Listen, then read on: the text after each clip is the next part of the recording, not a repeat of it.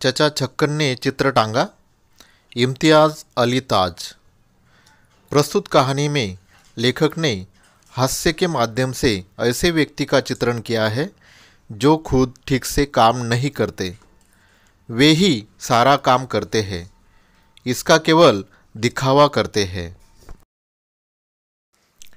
चचा छक्कन कभी कभार कोई काम अपनी जिम्मे क्या ले लेते हैं, घर भर को तिनगी का नाच नचा देते हैं। ये कीजो वो कीजो, घर बाजार एक हो जाता है।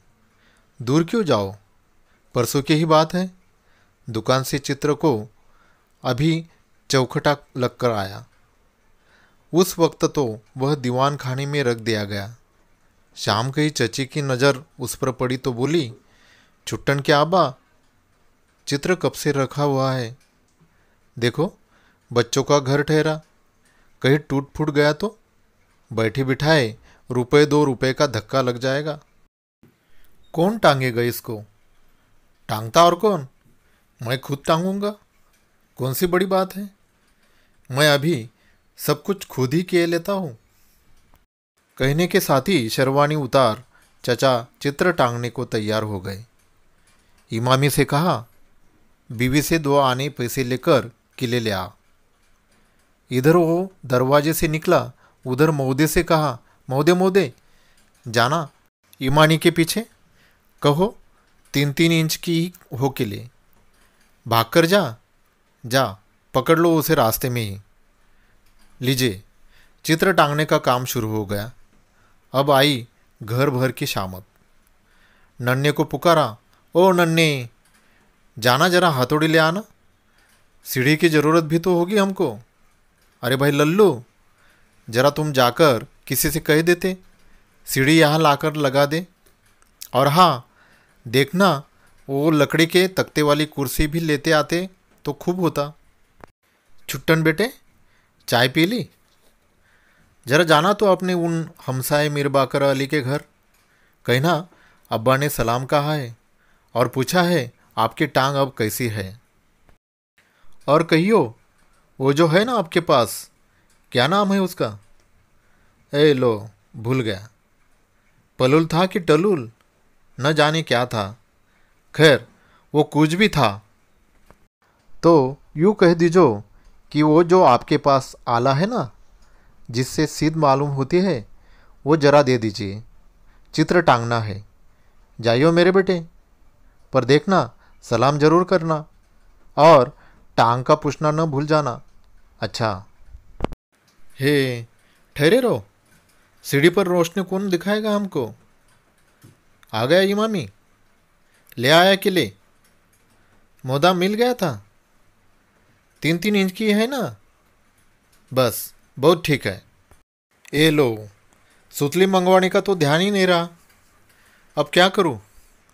जाना मेरे भाई जल्दी, हवा की तरह जा और देखो बस गज सवा गज हो सुतली, न बहुत मोटी हो न पतली। कह देना चित्र टांगने के लिए चाहिए। ले आ। दद्दू मियाँ, इसी वक्त सबको अपने अपने काम की सूझी है, यूं नहीं कि आकर जरा हाथ बटाए। लीजिए साहब। जैसे तैसे चित्र टांगने का समय आया, मगर जो होना था वही हुआ।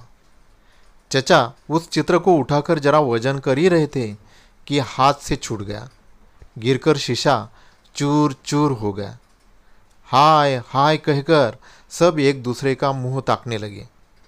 चचा ने अब किरचों को उठाना चाहा कि शीशा उंगली में चुभ गया, खून की धार बहने लगी। सब चित्र को भूल अपना रुमाल ढूंढने लगे। रुमाल कहाँ से मिलेगा? रुमाल था शेरवानी की जेब में। शेरवानी उतारकर न जाने कहाँ रखी थी। अब जनाब घर भर ने चित्र टांगने का सामान ताक पर रखा और शेरवानी की ढूंढाई होने लगी। चचा कमरे में नाचते फिर रहे हैं, कभी इससे टकराते कभी उससे। सारे घर में से किसी को इतना ख्याल नहीं कि मेरी तो शेरवानी ढूंढ निकाले। और क्या झूठ कहता हूँ कुछ? 6-6 आदमी है और एक शेरवानी नहीं ढूंढ सकते। अभी 5 मिनट भी तो नहीं हुए, मैंने उतार कर रखे भाई। छक्कन मियाँ बड़बड़ा उठे। इतने में चचा किसी जगह से बैठे बैठे उठते हैं और देखते हैं कि शेरवानी पर ही बैठे हुए थे। अब पुकार पुकार कर रहे हैं, अरे भाई रहने देना, शेरवानी ढूंढ ली हमने। तुमको तो आंखों के सामने बैल भी खड़ा हो तो नजर नहीं आता। आधे घंटे तक उंगली बंधाती रही। नया शीशा मंगवाकर चौकटे में जड़ा और 2 घंटे बाद फिर चित्र टांगने का सिलसिला शुरू हुआ। औजार आए, सीढ़ी आई, चौकी आई, मोमबत्ती लाई गई। चचा जान सीढ़ी पर चढ़ रहे हैं और सारा घर अर्धवृत्ताकार की सूरत में सहायता करने को कील कांटे से लैस खड़ा है। 2 आदमियों ने सीढ़ी पकड़ी तो चचा जान ने उस पर कदम रखा। ऊपर पहुँचे। एक ने कुर्सी पर चढ़कर कीलें बढ़ाई, एक कील ले ली। दूसरे ने हथौड़े ऊपर पहुँचाया कि कील हाथ से छूटकर नीचे गिर पड़ी। खिसियानी आवाज़ में बोले, ए लो, अब एक कील हाथ से छूटकर गिर पड़ी, देखना कहाँ गई। अब जनाब सबके सब घुटनों के बल टटोल टटोल कर कील तलाश कर रहे हैं और चचा मियाँ सीढ़ी पर खड़े लगातार बड़बड़ा रहे हैं। मिली? अरे ढूंढा? अब तक तो मैं 100 बार तलाश कर लेता। अब मैं रात भर सीढ़ी पर खड़ा खड़ा सूख जाऊंगा। नहीं मिलती तो दूसरी दे दो। अंधो। यह सुनकर सबकी जान में जान आती है। तभी पहली कील मिल जाती है। अब कील चचा जान के हाथ में पहुंचाते हैं तो मालूम पड़ा कि हथौड़ा गायब हो चुका है। यह हथौड़ा कहाँ चला गया? कहाँ रखा था मैंने? उल्लू की तरह आंखें फाड़े मेरा मुंह क्या ताक रहे हो? 6 आदमी और किसी को मालूम नहीं कि हथौड़ा मैंने कहाँ रख दिया। अब हथौड़ा मिला तो चचा ये भूल बैठे कि नापने के बाद कील गाड़ने को दीवार पर निशाना की जगह लगाया था। सब बारी बारी कुर्सी पर चढ़कर कोशिश कर रहे कि शायद निशान नजर आ जाए। हर एक को अलग अलग जगह निशान दिखाई देता है।